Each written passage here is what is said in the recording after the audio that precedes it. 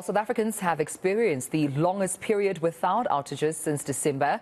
Electricity Minister Kgosientsho Ramokgopa says he is confident that this is a trend that can continue.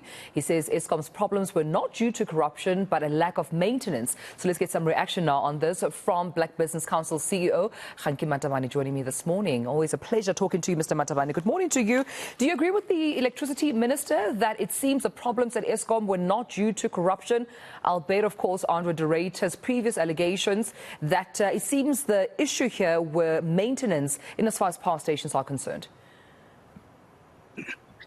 Good morning, and the viewers. We do have an electrical engineering problem, and hence we've been saying for some time that let's listen to the engineers. They've studied for this, they have experience, and they will be able to provide us with the engineering solutions. Hence, we've been saying, which has been proven correctly now, that the only way to stop load shedding is to improve the performance of the Eskom power stations. And as such, we would like to applaud the new board. And we've said many times that the new board is very solid with the experienced business people and engineers who know exactly what they're doing. And they identified the problem and they're busy solving the problem. We also applaud the employees of Eskom, because it's through employees who are satisfied, who are happy, that they will be able to get us out of where we are. And once we resolve the electricity issues, once we have resolved the issues of Eskom, we'll be able to grow the economy. So it's important that let's only use the mechanism that is proven, technically proven, which is to make sure that we've got what is called dispatchable power, which is base load power. That's the only way that we'll get out of these challenges that we have. We need to get out of this so that we can focus on growing the economy. What about the concern, though, and the warning not to claim an early victory? The electricity minister is saying there seems to be a light at the end of the tunnel. Others arguing that, there wasn't much these past few days to credit to any light at the end of the tunnel because there wasn't any demand. It was a long weekend, and we're back to stage 2 now, and we will see, of course, I suppose those different stages still crippling back up into the schedule. What do you say to that warning not to claim an early victory? What do I say? We're not necessarily praising Eskom for having a stage 0, if one can call it.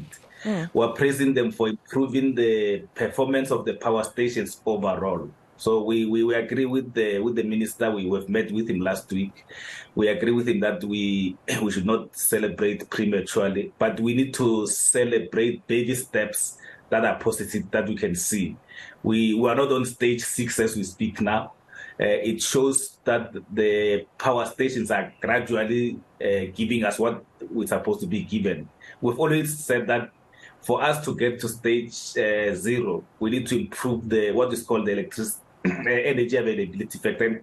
And that's what we are praising Eskom for, to say, if we put all our concerted efforts, now including the Minister of Electricity, in making sure that the energy availability factors of all the power stations, look at them individually. If we improve that, we'll stop load shedding in no time. But there is hope. There are positive developments, and we're praising them for that. We're not saying they have stopped load shedding, but we can see, because we consult with our engineers as well. They tell us that what they are seeing when they engage with Eskom technical people is that there is a technically sound plan that has been implemented. There's a proper technically sound maintenance that has been engaged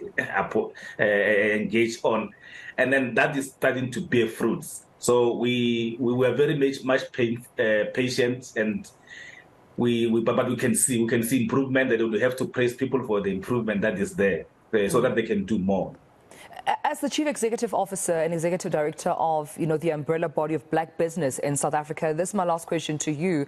How's Black Business faring so far? I think, ideally, stage 0 would be an ideal, conducive environment for businesses to work under. But given the current state of our energy, crisis in South Africa, how are they faring? Have they report back to you in terms of whether they're struggling or whether they, closing off? their businesses, or is they still trying to stay afloat?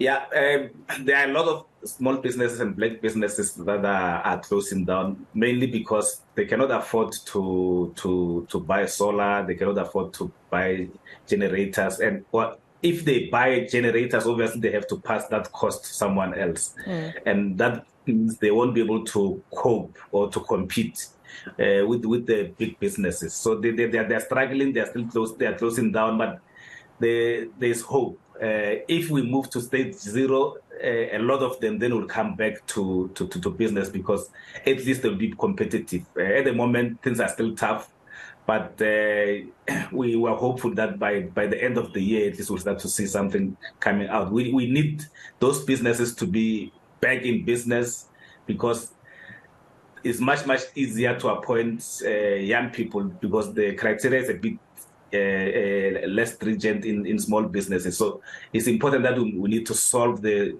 unemployment, especially of young people. We cannot have a situation where we've got 70% young people unemployed. So small businesses are helping in that. The more small businesses we have, the more small businesses that are thriving we have, the better for the country, because then they will reduce unemployment. And that way they'll be able to grow the economy, because those people will have to pay tax and make sure that the economy is running. All right, we'll leave it there. I appreciate you speaking to me about this morning. Black Business Council CEO Kganki Matabane, thank you so much for your time.